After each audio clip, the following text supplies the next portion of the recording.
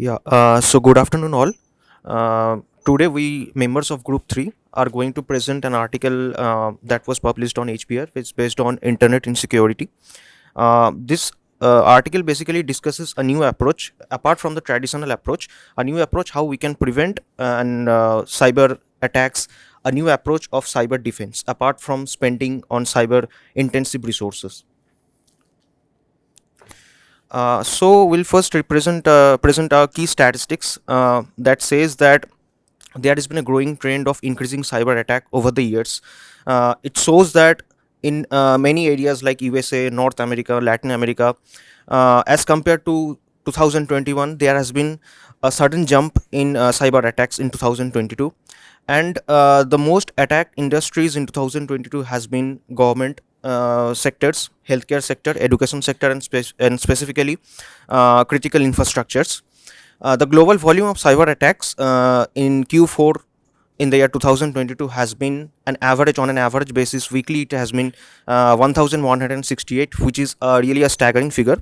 So the question that the article asks is whether investing in latest cyber defense guarantee a success in preventing malware attacks, and it argues that no amount of spending on defenses will actually can actually protect us or guarantees that it will shield us from cyber attacks. And so it introduces to us a new approach, and over our presentation, over the course of our presentation, we'll see what will be the new approach. So as we see that over the years starting from 2021, there has been an increase in global cybersecurity spending. By 2025, it is projected to touch $460 billion, and over the years it has been increasing at an average rate of 15%. This research was done by Kaspersky, which revealed that in the year 2022, the expenditure on cyber resources is going to exceed the $300 billion mark, and the cumulative spending from 2021 to 2025 is going to touch $1.5 trillion. So now let's focus what are critical infrastructures, what are the sectors that come under critical infrastructures, and how they are becoming more and more complex over the years. Now the energy sector, the power generating plants, the telecommunication sector, some manufacturing sector which are critical, apart from that transportation sector, water treatments, all these come under critical infrastructures. Now let's see why the complexity is growing. Earlier all these sectors were decoupled, they were not dependent upon each other, but due to over dependence on power, maybe even in the transportation sector we have battery driven, so for charging these battery driven vehicles we need charging stations which are connected to the grid, as an example. Even the telecommunication sector is being connected with the energy generating units, smart grids and all. So this all this critical infrastructure like generation, distribution is becoming more complex because they are now a network of connected device, they are forming a grid. So even if one of the critical infrastructure fails, that can lead to a devastating chain reaction, and the entire system can fail. Some of the news articles that we found like regarding the cyber attacks that has happened over the years on critical infrastructure, specifically in Saudi Aramco, then some nuclear attacks on South Korean nuclear plant. Again, the Chinese are targeting our Indian power grid. They are developing some malware named as Radico. Ukrainian power grid was also attacked. So we'll see some of them. An example can be Saudi Aramco, which is one of the largest oil generating companies in Saudi Arabia, and from 2012 itself there has been multiple attacks. Like in 2012 there has been one virus named as Samun that stole all the passwords, that attacked specifically more than 35,000 systems, wiped entire data, stole passwords, and even they prevented the computers from rebooting. There was a lot of outage in the system, and even the system took 2 to 3 weeks to restart. So there was a lot of financial impact. Apart from that, even in the 2017, a malicious software attack happened which targeted the safety controller system. The safety system was compromised, and it stopped working, so it led to an entire shutdown of the system. Again, in the 2021 in July, what happened that again it fell victim to an extortionist attempt where the data, sensitive data of the company got leaked by one of their third-party contractors, and the hackers demanded a whopping $50 million to get the data deleted. Uh, Now, apart from these refineries and all, we see that the power grids that are also facing some cyber attacks, sophisticated cyber attacks. Recently, on April 2022, when the Russia-Ukraine war was going on, the Ukrainian government said that it just had a narrow escape from the cyber attack, which was led by the Russian agencies, Russian spy agencies, where they targeted some of the largest energy generating companies of Ukraine, and they tried to trigger a blackout by stopping the grids. And it was done. It was the effort was done, or the intention was to, if you induce a blackout, the invasion would have been softer and easier. So obviously they were lucky to escape. But yeah. So now coming to the fact that there is a trade-off of capability versus vulnerability when the digital transformation is considered.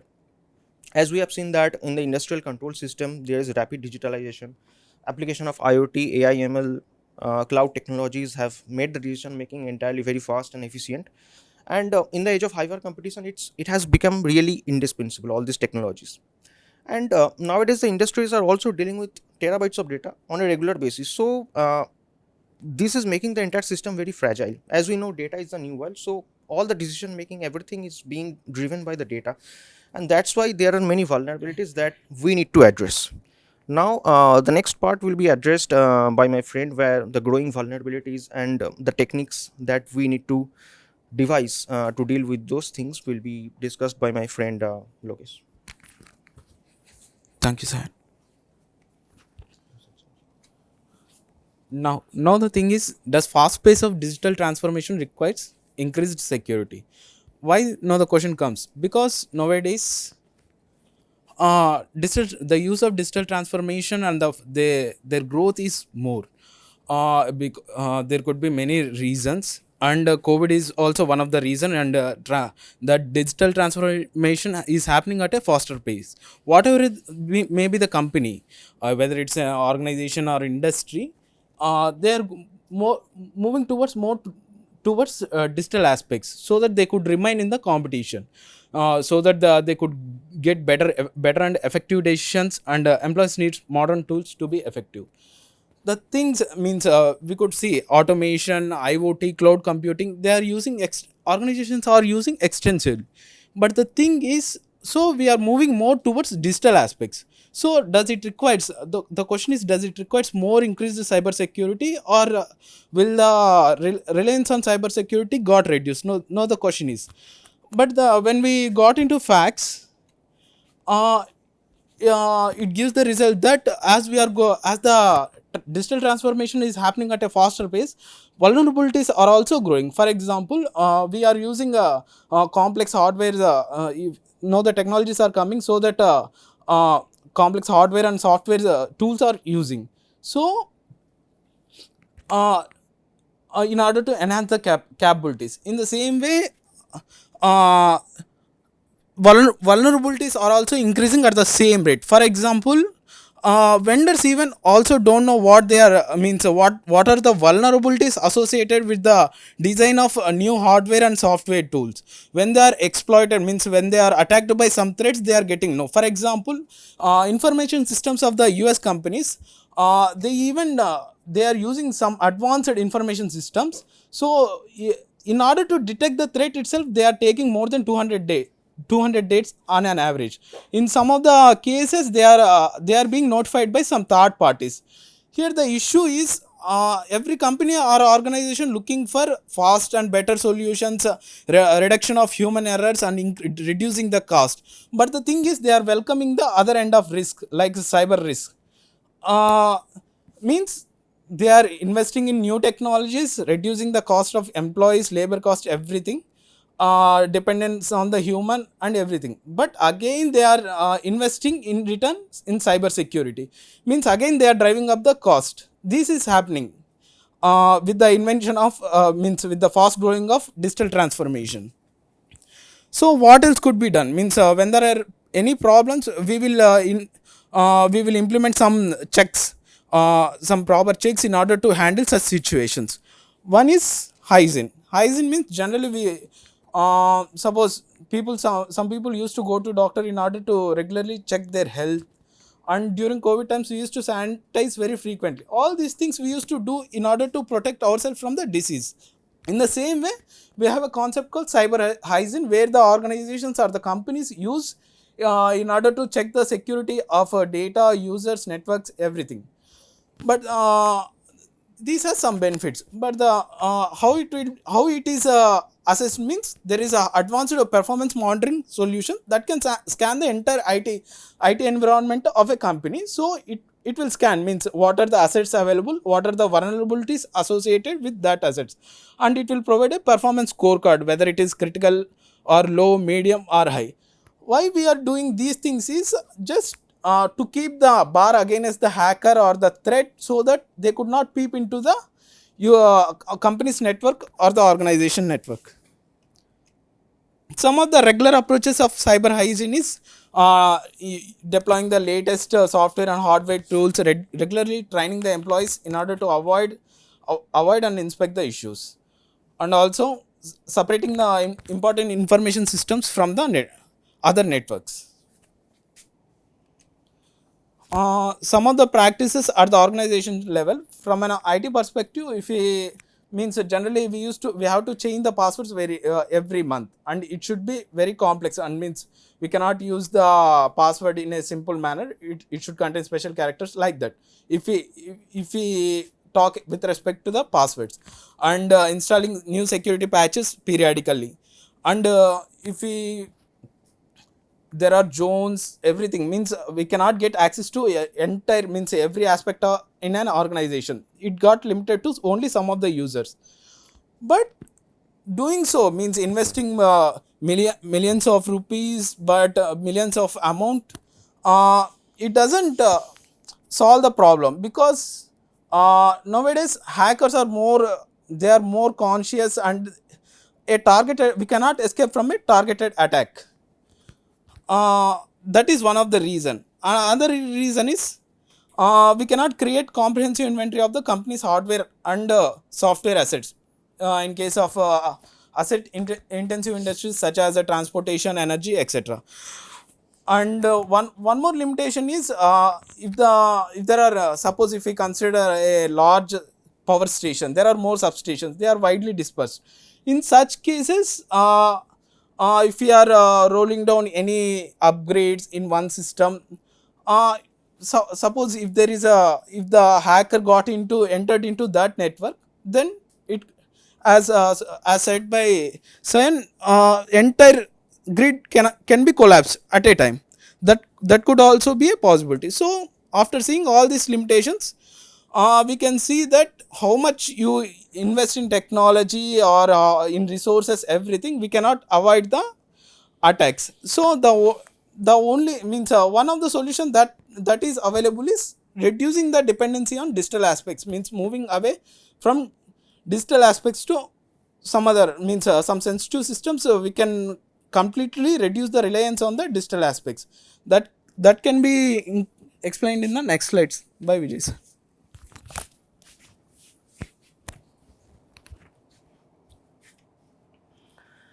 Okay, so we get back to the article in question, and this article, HBR article, was written by actually Andy Bachman, and basically from the headline or the title itself, it goes in a different direction. It says that it is not cyber security, it is cyber insecurity. So, as previously explained by Sayan and Lokesh, that the aim is that ultimately that you have to reduce your dependence upon the digital platforms and anything which is connected to the internet. So, in towards this idea, now this gentleman Andrew Bachman, or in short, he's called Andy. Now, this guy works in the Idaho National Laboratory, and at the Idaho National Laboratory came up with a novel concept, and they have been working on it for a few years now. And this different approach was that they said that firstly you identify the most essential, the critical functions as which is likely to jeopardize the entire operation of whichever sector one is in. You reduce and eliminate the digital pathways which any attacker or any threat which is there. So, you reduce those pathways. You can't totally eliminate them, but you reduce as much as possible, and you shift away from full reliance on the digital connectivity and keep contingency plans or build redundancy in that, so that your critical function continue even if there is a attack. So, now this was IDEO National Labs stepwise concept approach. They basically devised two basically frameworks. The first framework they called as consequence driven cyber informed engineering, or CCE in short, and the other was a companion framework which was developed, which is called the cyber informed engineering. So, the difference was the consequence driven and the other was cyber informed engineering. Now, though broadly they are both the same, but the levels at which they have been perceived to that they will deal is different, which I shall be explain in subsequent slides. And as you can see on the view file that Andrew Bachman has been working in the INL laboratories. He is a senior grid strategist, and they have published a number of books, and this particular article refers to the book which is being shown on the view file. He has been providing guidance to not only US government but other governments and industry leaders also. He is a ex Air Force personnel, and he was working in IBM and other known companies also. So, moving on. So, just a short definition about the cyber informed engineering and consequence driven cyber informed engineering. So, the consequence driven cyber informed engineering developed by the Idaho laboratories, the basic objective was that they wanted that the hierarchy should have a change in the perception as they view cyber threat, not as a cyber security, but rather see it as a cyber insecurity. The no system which is connected to the digital platform is secure, no matter how many firewalls we build, no matter what all protect intrusion detection system. So, the aim was to build in redundancy that even if there is an attack is there, your critical functions continue to function in the way they are supposed to. So, how do we do that? So, we will come to that. The next framework associated with that at a slightly lower level is the cyber informed engineering. So, the difference being the consequence driven. And this was a companion framework developed by the same laboratories. As I said, it is similar to the consequence driven informed engineering in many respects. The objective over here was that when a system is being designed, especially in the industrial digital platforms, the cyber risk mitigation factors or aspects should be integrated right from the conceptual stage itself. Now, we design a boiler or a big platform, thereafter it is connected to the digital grid controlling system. Thereafter, we think about securing it with various cyber assets. But the CCE says, as an engineer, when we conceptualize something is required, some problem needs solving, try to figure the cyber aspect beforehand only in the concept, in the design phase and in the production phase itself, so that it saves a lot of time and it is much better secured, and the redundancy is built in when it is brought online in any domain. So, from the engineer's perspective, this was a challenge, because you have to understand the impact of cyber attacks across the entire product or the program life cycle of whatever you are building. And as the cyber threats they keep on evolving, they impact the design, the development, deployment and operational phases of all stages of a system. It can affect at any stage. So, wherever you find the loop, the cyber threat might manifest itself. So, the CCE and the CIE processes basically teach to heed and incorporate the cyber security aspect right from the beginning itself. It basically says that you start incorporating the cyber aspect from the engineering perspective right at the conceptual stage itself, and that no system is safe. It is not saying that you do away with automation. It says that you build in redundancies, you take care of the threat aspect well before, and have contingency planning or continuity planning or redundancy, so that your critical functions continue to move on. Now, this the implementation as suggested by the INL laboratories as given in the article was that initially they were thinking that the CCE master plan they will be implemented by the INL personnel, and thereafter subsequently by INL trained personnel across through various service firms. And the corporate hierarchy, it was aimed at the corporate hierarchy, basically those who are responsible for the regulatory compliance, litigation, CEOs and CFOs, and basically those critical supervisors or those people who are actually overseeing the critical operational functionalities in any industrial sector, the safety systems expert, the operator, those who are going to be the first responders to any kind of malfunction or any issue which is there in the plant. So, the process was basically the process was a 4-step process as shown on the view. The phase 1 was, as we said, the critical word over here is the consequence driven. Consequence driven is what is the ultimate, the greatest loss or most critical function in my domain or in my responsibility, which is likely to jeopardize the entire setup or the entire business or the entire goal of my firm. So, that basically that would be the consequence, and that would be the priority in SEC, that this should be targeted, that this should not shut down in the event of a cyber attack. So, that becomes your consequence prioritization.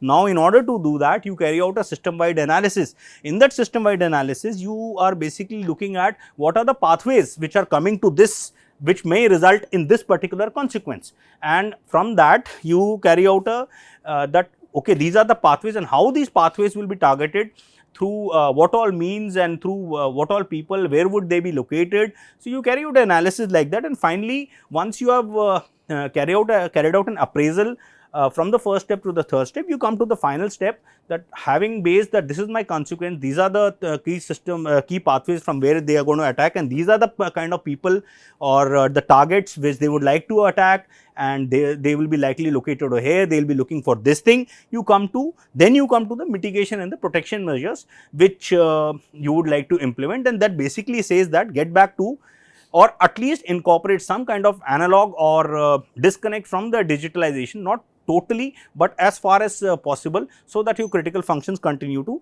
move on. As shown in the article, the same processes identify the crown gel, that is the main function.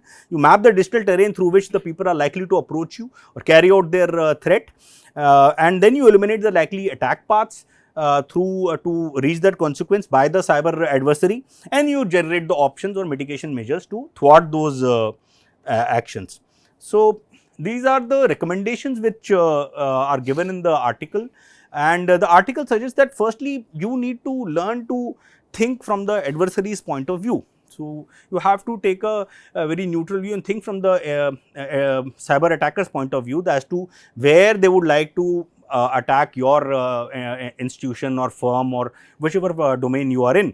So, for that you have to war game that scenario. You have to sit across the critical people, the people responsible for risk mitigation, the experts, the supervisors, and then you have to take an opinion from each one of them. What do you think is the most critical in your domain? What do you think is the most critical? And there it will lead you to a one main critical factor or few critical factors which are likely to jeopardize your complete, and thereon you will get your consequence, your prioritization you will get.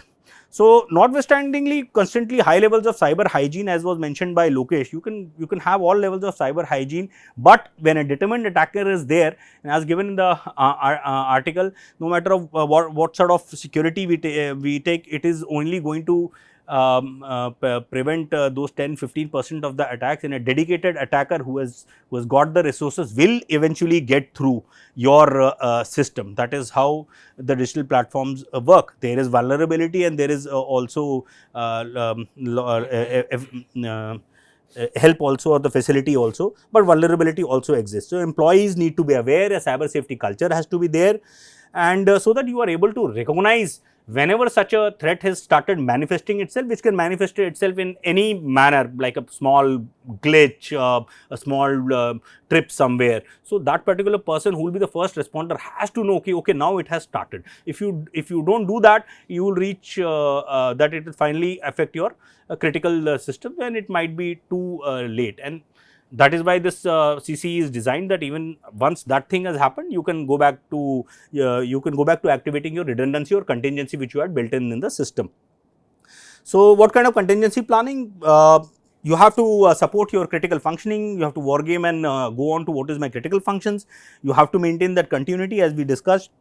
As far as possible, maintain a air gapped network, especially from the internet, and your redundant system, it should not happen that again is connected to the digital platform or to the internet. So, you one system has been attacked and your redundancy platforms are also being attacked. So, your contingency plan will fail over there only. So, this aspect has to be looked at, and thereafter the article says that what is the requirement of this, basically because traditionally when the engineering goes from the conceptual stage, nobody pays much attention, the curriculum does not include the cyber aspects, and the cyber aspects is an afterthought, as we discussed before, that people think about it at a later stage once everything has been installed. Okay, we will put a firewall, we will put an intrusion detection now that the thing has been connected, we will take all these things and now it will be secure, but it does not work like that.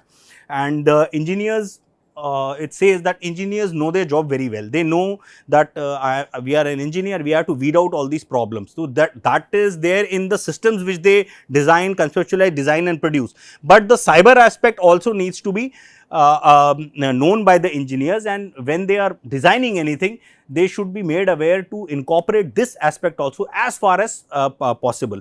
And why this is there is because there is, as far as definition is concerned of this, that the awareness of the security challenges in the operating digital and non-digital industries is very less, and the INL says that this is a philosophy and not some kind of step by step process. So, it is a philosophy that everyone must imbibe, that this cyber aspects have to be taken care of well at the conceptual stage itself, and their objective, they say, that is the promulgation of a strategy to learn and view cyber like any other modes of failure. It is also a mode of failure which an engineer while designing the system should say there are many other modes of failure, but he should also figure that cyber attack is also or can also be one of the modes of failure, and I should figure it in my plans well in advance.